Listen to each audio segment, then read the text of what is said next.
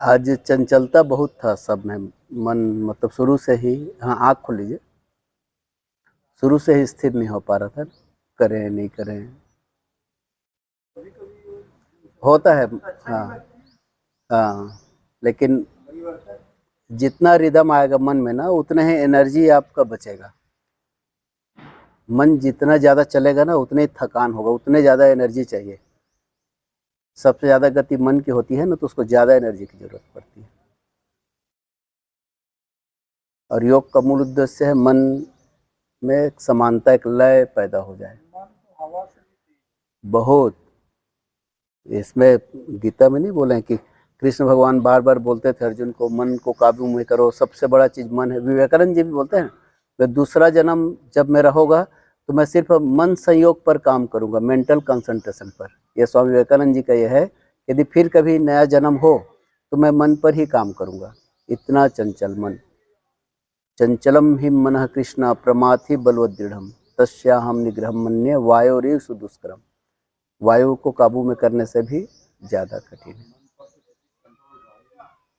कर सकते हैं ना, उसी पर तो कंट्रोल करना है ना। मन एवं मनुष्याणाम कारणम बंध मोक्ष है, मतलब आपको ऊपर और नीचे ले जाने वाला मन ही है, लेकिन काबू में आ सकता है अभ्यास और वैराग्य से।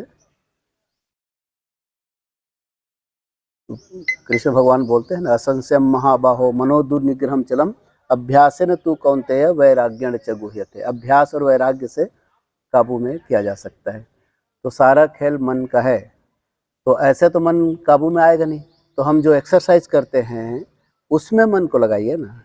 गत्यात्मक ध्यान जिसको बोलते हैं ना, आप हाथ ऊपर उठा रहे हैं वहाँ ले आइए, जहाँ खिंचाव तनाव बढ़ रहा है तो वहाँ तो मन तो जाएगा ही।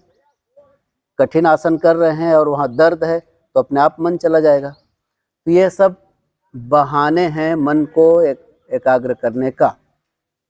ये छल कपट है योग टीचर का। ऐसे मन काबू में नहीं आता तो ऐसे काबू में आए।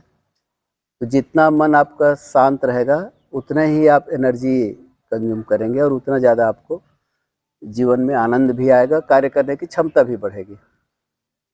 और सोचते सोचते थक जाएंगे ना, बैटरी डाउन हो जाता है ना, वैसे ही है जिंदगी में।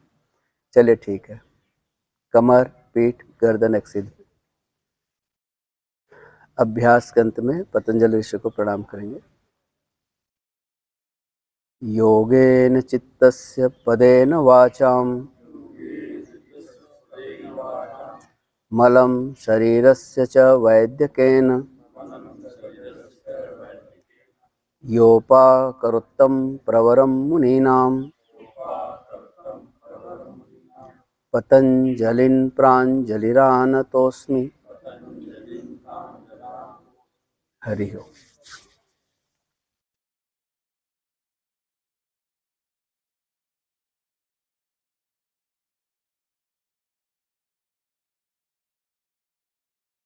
एक मन बोलता है अभ्यास करें, एक मन बोलता है छोड़ो ना, कौन करे। ऐसा करके नहीं, संघर्ष होते रहता है।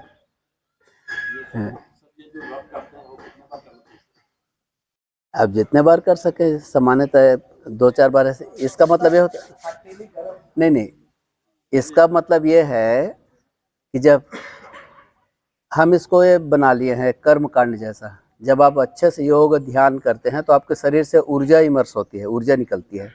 तो शरीर की ऊर्जा सबसे ज़्यादा आँखों से, ये उंगलियों से, जो इंडिंग पॉइंट है ये उंगलियों से, इन उंगलियों से निकलती है। तो ऊर्जा बाहर बह रही है, तो आप ऐसे हल्का करके आप वापस अपने शरीर में ले लिए, उसका मतलब वही है। ऐसे करके आप जो ऊर्जा है उसको अपने चेहरा सिर के माध्यम से अपने शरीर में ले लिया। हाँ, आप एक बार में भी कर सकते हैं, आप ऐसे ऐसे करके ऐसे कर लीजिए, या नहीं भी करते हैं तो आप ऐसे कर लीजिए, कोई दिक्कत नहीं है। हम जो आग ये लेते हैं ना, आरती ऐसे करके ऐसे रखते हैं ना, वही है। पूजा है तो उसमें ऊर्जा है। भले अभी आजकल नहीं रहता, अलग बात है, लेकिन पहले ऊर्जा रहता था अग्निदेव में। तो उसको ऐसे लेके आप सिर में लेते हैं, आपका सहस्त्रार चक्र में एक्टिव होता है वो। तो हर चीज़ हमारे कर्म कांड के पीछे साइंस छुपा हुआ है। अब उसको समझना है, कोई भी चीज़ फालतू नहीं है ना। जो कर्म कांड बोलते हैं ना, तो सबके पीछे साइंस है।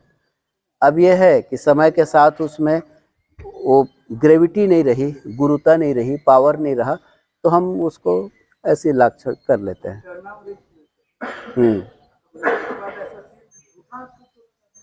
नहीं, सिर में नहीं करना चाहिए। जो चरणामृत लेके जो सिर में करते हैं ना, वो नहीं करना चाहिए। हाँ, वो गलत है। नहीं नहीं नहीं नहीं, वो नहीं। आप ऐसे करके आप ऐसे रख लीजिए, नीचे ले आइए ऐसा। हम ऐसे लेके जूठा करके ऐसे नहीं, वो गलत है। हाँ, हाँ, सारे कर्म कांड मुद्रा ये सब के पीछे कुछ न कुछ साइंस है, फालतू कुछ भी नहीं है।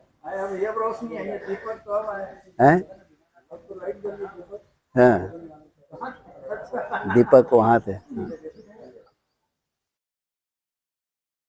नाम का भी जीवन में बहुत फर्क पड़ता है, क्योंकि जो नाम बार बार यूज होता है ना, तो हमारा गुण वैसे हो जाता है। तो आपको राशि नाम जो है अलग, और जो आपका चलता फूरता नाम है उसमें आपका ज्योतिष ज्यादा काम करता है, चालू नाम में। हाँ,